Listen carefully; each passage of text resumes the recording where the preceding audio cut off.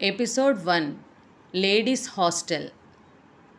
చదువుల దేవత సరస్వతి చేతిలో వీణ, విద్యార్థుల కోసం మ్రోగితే ఓంకారనాదం, విటుల కోసం మ్రోగితే శృంగారనాదం. చదువులకి నెలవైన హాస్టల్ ప్రాంగణం వలపులకు నెలవైతే సిద్ధించేది విజ్ఞానం కాదు, కామకేళి వినోదం. కొన్ని హాస్టల్స్లో జరిగే యథార్థ సంఘటనల్ని శోధించి రుజువులు సంపాదించి యండమూరి వీరేంద్రనాథ్ సృష్టించిన డేర్ డెవిల్ రచన ఇది. ప్రతి తల్లి, తండ్రి తమ కూతుళ్ళ కోసం చదవవలసిన పుస్తకం ఇది. ప్రతి అమ్మాయి మిణుగురుల్ని చూసి వెలుగనుకుని భ్రమపడి మోసపోకుండా ఉండడం కోసం నేర్చుకోవలసిన పాఠం ఇది. అర్ధరాత్రి కావస్తుంది. ఊరు నిద్రకు ఉపక్రమించింది. ఆ నిశ్శబ్దాన్ని భంగపరుస్తూ ఒక పోలీస్ జీపు నిర్మానుష్యమైన రోడ్ల వెంట వెళ్తుంది. ఆ అలికిడికి లేచిన కుక్క 2-3 సార్లు అరిచి మళ్ళీ పడుకుంది. ఒక నిశ్శబ్ద చలనచిత్రంలో అపశృతిలా ఉన్నది ఆ అరుపు.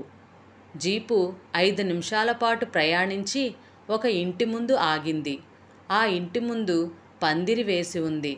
మామిడి తోరణాలున్నాయి. పెళ్లికళ ఇంకా తగ్గలేదు. లైట్లవాడు ఇంకా తన సామాగ్రి తీసుకువెళ్ళలేదు. పందిరిపైన బోర్డుకి పేర్లు అలాగే ఉన్నాయి. కిరణ్మయి వెట్స్ రాయన్న. జీపులోంచి దిగిన ఇన్స్పెక్టర్ ఇంటివైపు నడిచాడు. పందిరి కింద జంఖానా మీద 3 నిద్రపోతూ ఉన్నారు. అరుగు మీద ఒక ముసలాయన గురక పెడుతూ ఉన్నాడు. వాళ్ల మధ్యగా వెళ్ళి తలుపు తట్టాడు. లోపల అందరూ గాఢ నిద్రలో ఉన్నట్లు. చాలాసేపటి వరకు తలుపు తీయలేదు. దాదాపు 5 నిమిషాల తరువాత ఒక లావుపాటి ఆవిడ వచ్చి గడియ తీసింది. పోలీస్ డ్రెస్లో ఉన్న వ్యక్తిని చూసి బిత్తరపోయింది. అప్పుడు సమయం సరిగ్గా 12 గంటలయింది. సమయం రాత్రి 10:32:34. కిరణ్మయి లోపలికి ఇంకా పూర్తిగా ప్రవేశించకుండానే వెనక తలుపు మూసుకుంది. ఆమె చేతిలో పాల గ్లాసు లేదు. ఎవరో దాన్ని గదిలో టేబుల్ మీద ఉంచారు. ఆ టేబుల్ పక్కనే తను నిలబడి ఉన్నాడు. ఆమె గదిలో అడుగు పెట్టగానే ఒక్కసారిగా మల్లెపూల పరిమళం ఆ గదిని చుట్టుముట్టింది. తలలో ఎంత పెద్ద పూదండ పెట్టుకున్నా ఆ పరిమళం మెడ వెనక నుంచి పైకి పాకే నాసికకే పరిమితం చేయడం కేవలం పురుషుడికి దేవుడిచ్చిన వరం. ఆమె తలెత్తి అతడి వైపు చూద్దామనుకుంది. కానీ హిమాలయాల నుంచి కన్యాకుమారి వరకు వ్యాపించిన భారతీయ సంస్కృతి జంట హిమాలయాల నుంచి కన్యాకుమారిల మధ్య శరీర కంపన దాన్ని సాధ్యపడనివ్వలేదు. ఆమెకు ఆశ్చర్యమేసింది. మానసిక శాస్త్రంలో ఆమెకున్న పట్టా కూడా దీనికి ఏ విధమైన వివరణ ఇవ్వలేకపోయింది. ఆమె ఆలోచించింది. అతడి గురించి తనకి ప్రత్యేకంగా ఏమీ తెలీదు. పెళ్లిచూపులు 5 నిమిషాల కన్నా ఎక్కువసేపు జరగలేదు. ఏమైనా మాట్లాడుకుంటారా అని ఇద్దరినీ అడిగే సంస్కారం తమ ఇంట్లో వారికి లేదు. అటువైపు పెళ్ళికొడుకు తరపు వారి నుంచి కూడా అలాంటిదేమీ కనపడలేదు. కానీ వారు పూర్తిగా గ్రామీణ వాతావరణం నుంచి వచ్చినవారు. ఒక్కడే కొడుకు. తండ్రికి పొలాలున్నాయి. ఖద్దరు పంచె కట్టుకొని భుజం మీద కండువా వేసుకున్నాడు. అమాయకంగా ఉన్నాడు. ఎత్తుగా బలంగా ఉన్న ఆయనకి కూర్చున్న కుర్చీ పూర్తిగా సరిపోలేదు. పట్నం వారితో వియ్యమందబోతున్నామన్న భయం లీలగా కనపడుతుంది.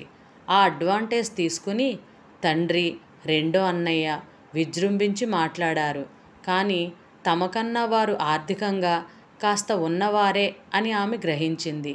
ఈ సంబంధం గురించి ఆమె అంత ఆశ పెట్టుకోలేదు. 9 మంది సంతానంలో ఆమె 6వది. తండ్రి తాలూకా ఆఫీసులో హెడ్ గుమస్తా. లంచం తీసుకుంటూ ఉండగా పట్టుబడి సస్పెండ్ అయ్యాడు. పెద్దన్నలిద్దరూ ఏడుస్తూ నెలకో 400 ఇస్తారు. దాంతో కుటుంబం నడుస్తుంది. ఆమె ఒక్కతే సైకాలజీలో MA చదివింది. అది ఇంట్లో ఎంతో వ్యతిరేకతతో. షెడ్యూల్డ్ క్యాస్ట్ అవడం వల్ల స్కాలర్షిప్ దొరికింది. అదొక్కటే ఆశాకిరణం. ఆమె ఇంట్లో వారితో పోరాడి ఎంఏ పూర్తి చేయగలిగింది.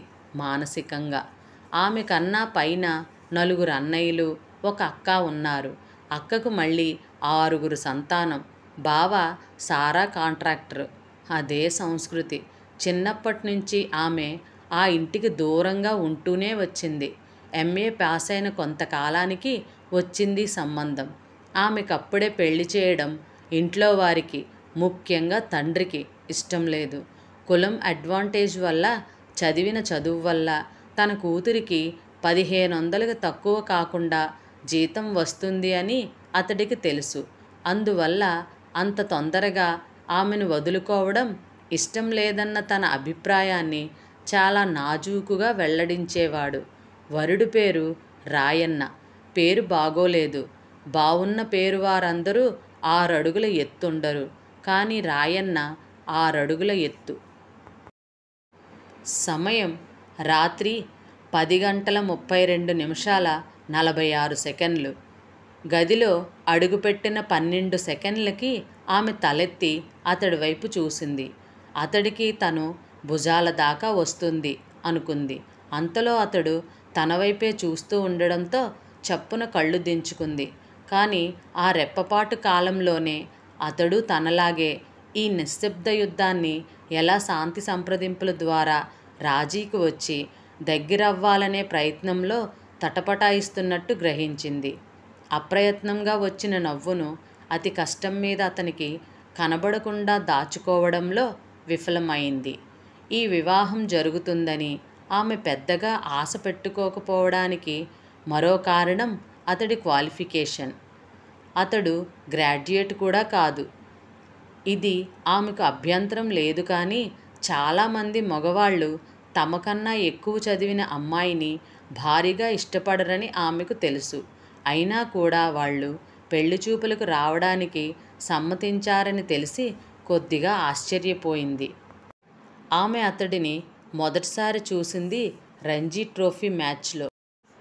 రాయన్న ఆంధ్ర తరపు నుంచి క్రికెట్ ఆడే టీంలో ప్రధాన ఆటగాడు. అతడు పెళ్లి చూపులకు వస్తున్నాడని తెలిసాక ఆమె 4గో అన్న పట్టుబట్టి ఆ రోజు మ్యాచ్కి తీసుకెళ్ళాడు. ఆమెకి క్రికెట్ గురించి బాగా తెలుసు కానీ అంతగా ఉత్సాహం లేదు. ఆమె వద్దంది. అతడెవరో, ఇంకా పెళ్లి చూపుడు కూడా కాలేదు, ఇలా వెళ్ళడం ఎందుకు అని వాదించింది. కానీ ఆమె అన్న దీన్నో థ్రిల్గా ఫీల్ అయ్యాడు. అన్ని మామూలు రంజీ మ్యాచ్ల్లాగే, అందులోనూ అది ఆంధ్ర హైదరాబాదుల మధ్య కాబట్టి జనం అట్టే లేరు. ఇద్దరూ టికెట్ కొనుక్కుని వెళ్ళి కూర్చున్నారు. ఎందుకో డ్రెస్సింగ్ గదిలోంచి బయటకు వచ్చిన రాయన్నని దూరం నుంచే ఆమె అన్న చూసి చెయ్యి ఊపాడు. రాయన్న అతడిని గుర్తుపట్టలేదు. సంబంధం మాట్లాడడానికి తండ్రితో కలిసి అతడు వెళ్ళాడు. అంత దూరం నుంచి గుర్తుపట్టడానికి ఆ కొద్ది సమయము సరిపోదు. అందుకే అతడు చెయ్యి ఊపినప్పుడు రాయన్న మొహంలో ఆశ్చర్యం కనపడింది. అతడు తిరిగి లోపలికి వెళ్ళిపోయాడు. ఆట ప్రారంభమై 20 నిమిషాలకే ఆంధ్ర జట్టు 3 వికెట్లు కోల్పోయింది. రాయన్న 5వ వాడు. అతడు బ్యాట్ పట్టుకొని ఆటా స్థలంలోకి వెళుతూ వీళ్లు కూర్చున్న వైపు తల తిప్పి ఆమె అన్నవైపు మరోసారి పరిశీలనగా చూశాడు. అతడెవరో అకస్మాత్తుగా గుర్తుకొచ్చినట్టు ముఖ కవళికలో మార్పు వచ్చింది. అతడి చూపు పక్కనున్న తన వైపు సాగబోయేటంతలో చప్పట్లు మోగడంతో అతను పిచ్ వైపు నడక సాగించాడు. ఆంధ్ర జట్టు ఆశలు చాలా వరకు అతడి మీదే ఉన్నాయి. అతడు కూడా నిరాశపరచలేదు. స్కోరు నెమ్మదిగా పెరగసాగింది. లంచ్ సమయానికి అతడు 50 పరుగులు చేశాడు. సాయంత్రం ఆట పూర్తయ్యేసరికి ఆంధ్ర 232లోనూ, అతడు 100కి కేవలం 2 పరుగులు తక్కువలో ఉన్నాడు. ఉన్నది కొద్దిపాటి జనం అయినా కుర్చీల్లో నిలబడి చప్పట్లు కొడుతున్నారు.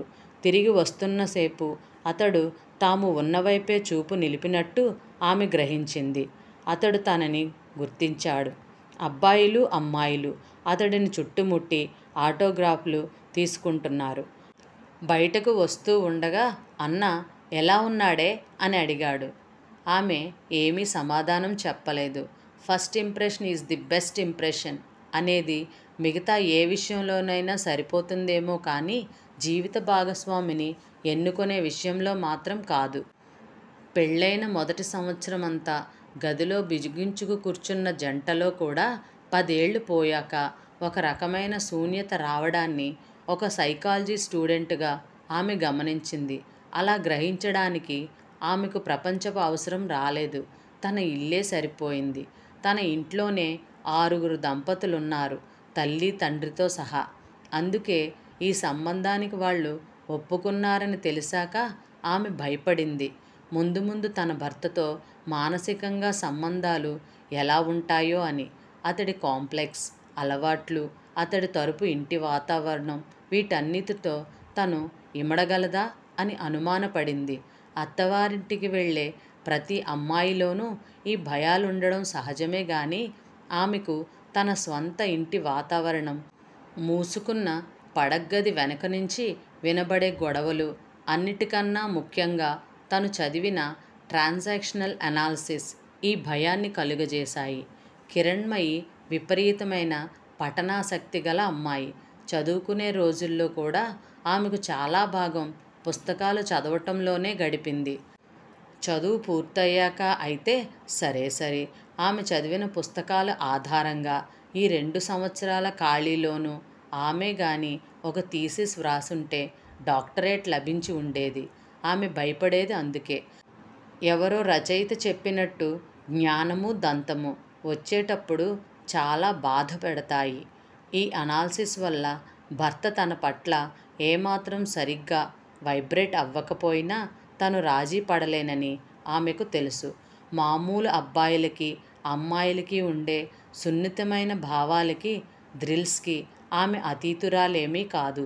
దాదాపు 100 పరుగులు పూర్తి చేసి పెవిలియన్ వైపు వస్తూ అతడు తన వైపు కన్నార్పకుండా చూసిన చూపు, పెళ్లి చూపుల్లో నువ్వు మొన్న నా ఆట చూడడానికి రావడం నేను గమనించాను సుమా అన్న చిరునవ్వు ఆమె గమనించింది.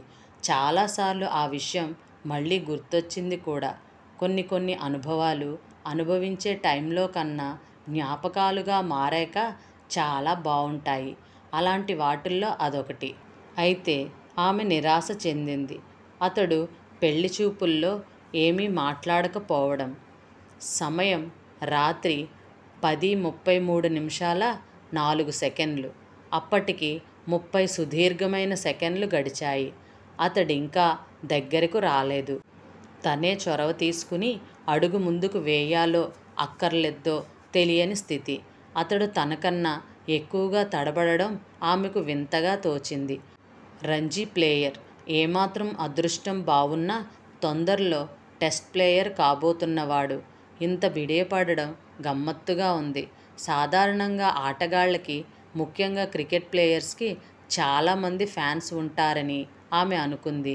కానీ ఇతడు సచిన్ టెండూల్కర్ స్థాయిలో సిగ్గుపడుతున్నట్టు కనబడుతున్నాడు. ఆ తలుపు దగ్గర అలా అంతసేపు నిల్చోవడం ఆమెకు ఇబ్బందిగా తోచి అడుగు ముందుకు వేయబోయింది. అప్పుడు వినిపించింది హలో అని. గదిలో ప్రవేశించిన 42 యుగాల తరువాత వినిపించిన ఆ ఒక్క మాట అయిపోయిన తరువాత మళ్ళీ గాఢమైన నిశ్శబ్దం.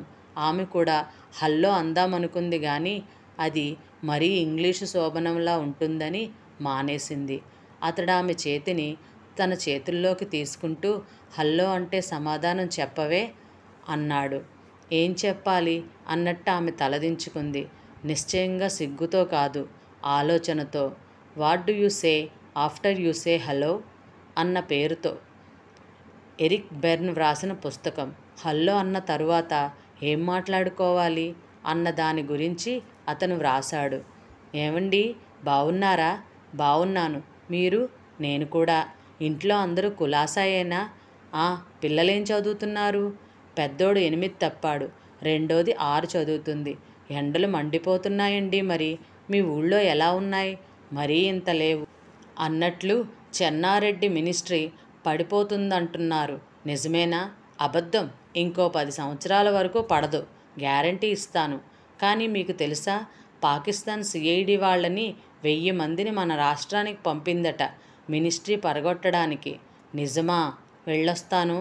What do you say after you say hello Kiranmayi? ఒక హెలోకి జవాబుగా మరో హెలో చెప్పాలంటే అవతల వ్యక్తిని కలుసుకున్న ఆనందం మొహంలో స్పష్టంగా కనిపించాలట.